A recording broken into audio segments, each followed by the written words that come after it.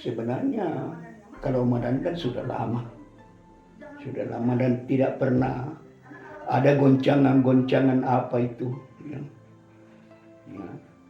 Jadi memang rata-rata kalau di Madandan itu satu rumah itu ada Islam, ada Kristen. Waktu masih ada Alukta itu, ya ada Alukta. Jadi mereka di atas di dalam keluarga itu masing-masing menganut agama mereka, menganut agama.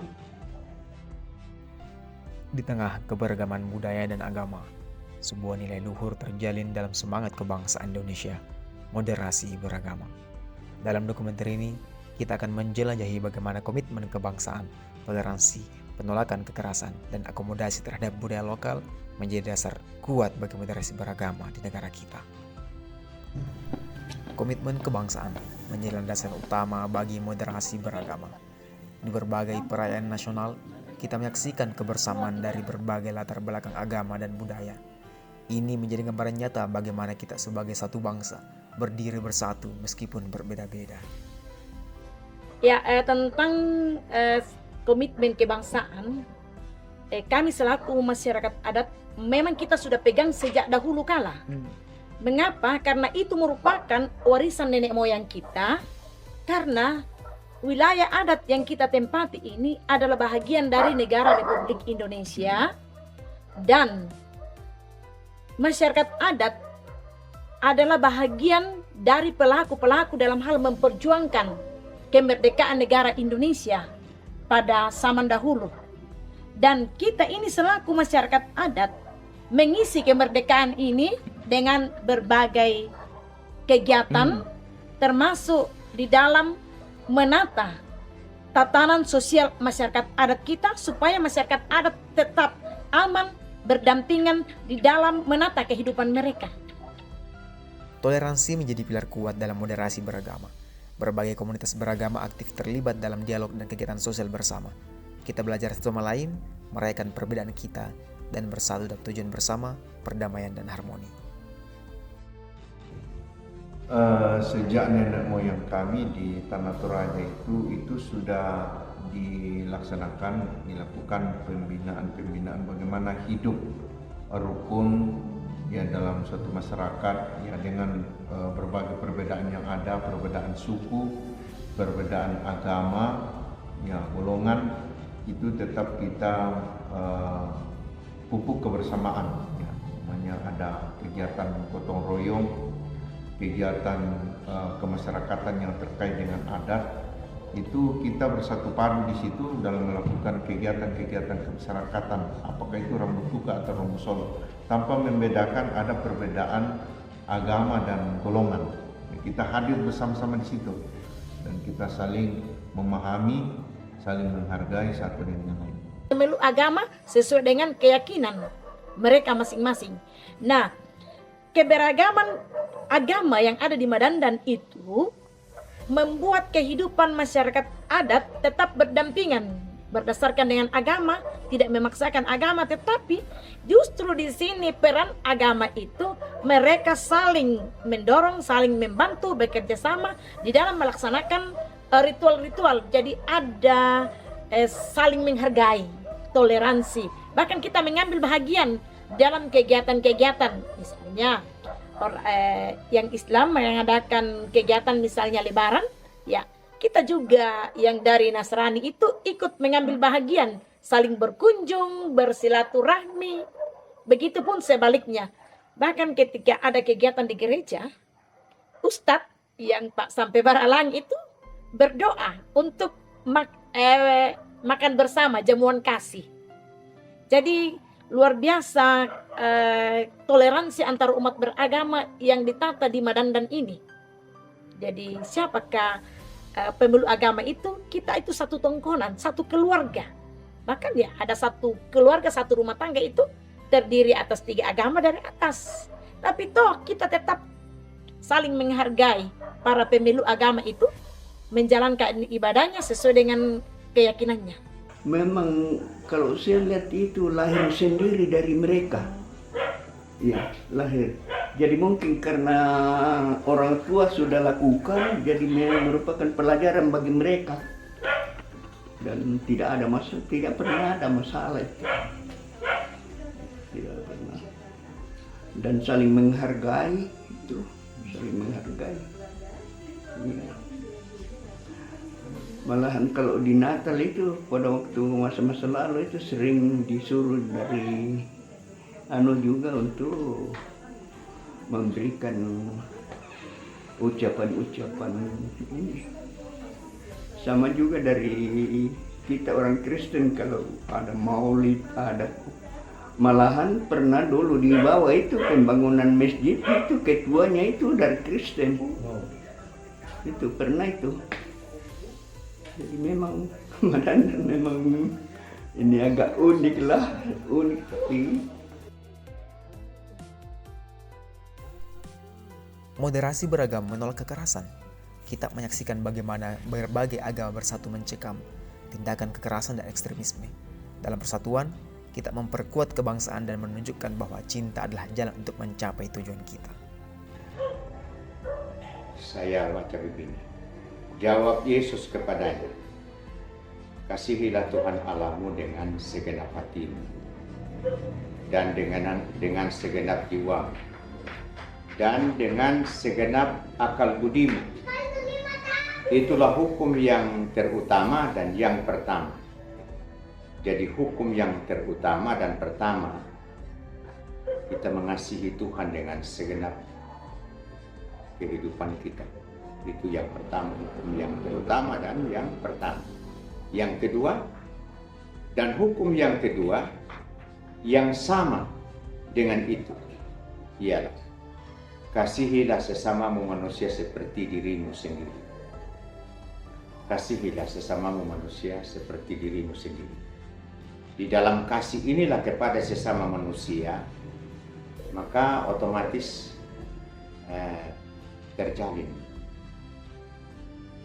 hubungan yang harmonis, kerukunan yang harmonis, karena kita mengasihi sesama manusia. Sesama manusia itu tidak ada ukurannya di situ, tidak ada persyaratannya. Jangan pikir bahwa sesama manusia itu nanti orang yang baik sama saya, orang yang suka tolong sama saya. Dan kalau orang yang tidak suka sama kita, siapa kau, siapa saya? Semua manusia, sesama siapa saja. Agamanya Hindu, agamanya Buddha, agamanya Kristen, agamanya kebatinan, apapun agamanya, ya itulah sesamamu. Ya, yang perlu mendapat kasih, ya, kasih atau sebuah perasaan yang kita boleh nyatakan kepada sesama kita tanpa pandang bulu, pandang agama, pandang apa saja, jangan. Yang bisa dipraktekkan melalui apa yang kita bisa berikan kepadanya, yang kita bisa buktikan dalam praktek kita.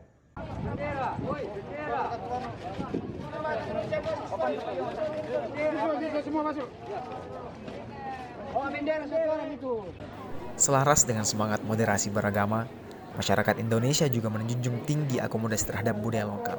Perayaan festival dan upacara adat masih dihormati dan dijaga dengan cermat. Agama diintegrasikan dengan budaya lokal, menciptakan harmoni yang indah.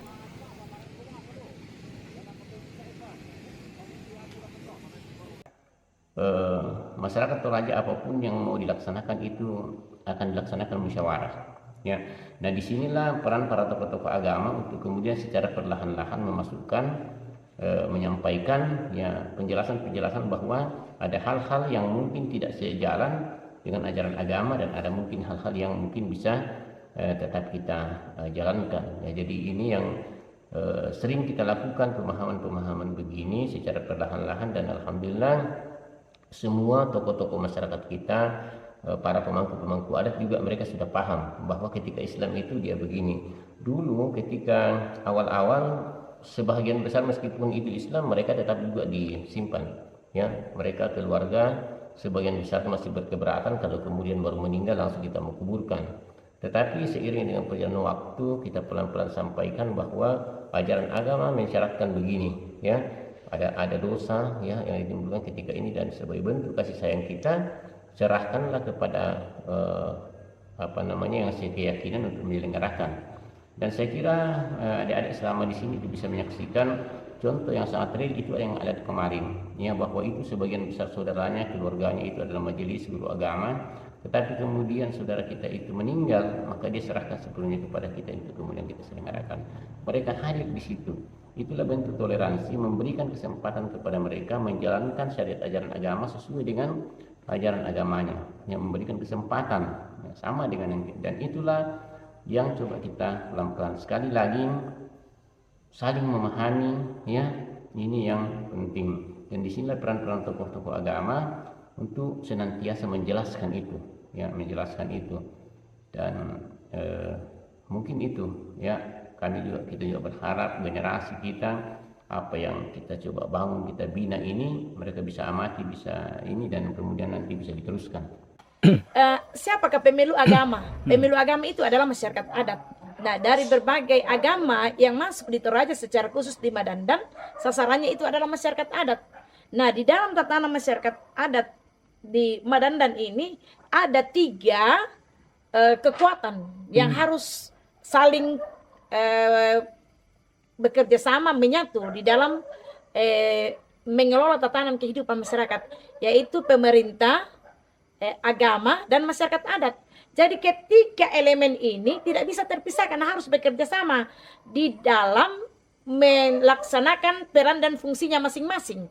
Jadi agama membutuhkan adat, adat membutuhkan pemerintah, pemerintah membutuhkan masyarakat adat. Siapa yang dipimpin pemerintah kalau bukan masyarakat adat? Siapa yang tata adat dan kebudayaan kalau bukan masyarakat adat? Nah, masyarakat adat itu kan tidak mungkin melaksanakan ritualnya tanpa agama.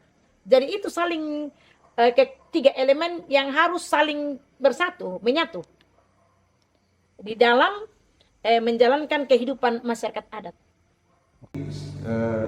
Di suasana seperti itu kita saling mengenal ajaran masing-masing. Sama juga ketika kita hadir di acara orang Kristen, kita mendengarkan pendeta berkhutbah, mendengarkan ajaran-ajaran mereka. Jadi kita saling memahami, saling mengetahui, sehingga ketika saling memahami kita ada saling pengertian, ya, sehingga perbedaan yang bisa menimbulkan konflik itu bisa diminimalisir, bahkan ya syukur alhamdulillah selama ini jarang terjadi. Itu dalam hal agama berarti kita tidak menghilangkan nilai-nilai adatnya, tetapi terus menjalankannya sesuai dengan agama dan tetap menjalankan adatnya. Iya. Jadi contoh kita di umat Islam, ya, kita di Toraja ini, ya, acara penguburannya itu diselenggarakan sesuai dengan syariat agama Islam. Tapi setelah itu kadang itu masih ada kerinduan keluarga untuk silaturahmi dalam upacara adat. Itu biasanya dilakukan seperti itu, seperti acara Matambun.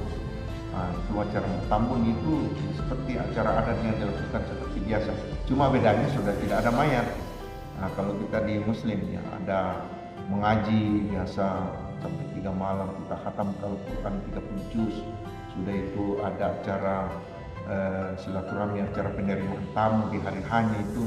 Nah, kemudian ada juga kadang ada kerbau dipotong dan sebagainya dan dibagi secara adat. Nah, seperti itu. Moderasi beragama adalah pondasi yang kokoh bagi keberagaman Indonesia. Ketika kita menghormati dan mengakui nilai-nilai agama dan budaya setiap kelompok, kita dapat hidup berdampingan dengan damai dan membangun negeri ini bersama-sama.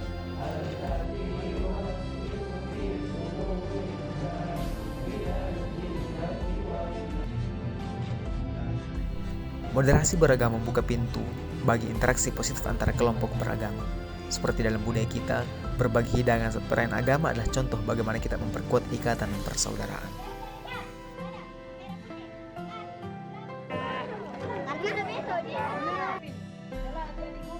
Semangat akomodasi dan toleransi mendorong aksi sosial lintas agama. Dalam berbagai kegiatan amal, kita bersama-sama membantu sesama tanpa melihat perbedaan keyakinan. Harmoni dalam keberagaman. Kebersamaan dan kerukunan dapat dilihat dalam keindahan tempat-tempat ibadah yang berdampingan dengan damai. Ini adalah bukti nyata dari moderasi beragama yang menjadi contoh bagi dunia.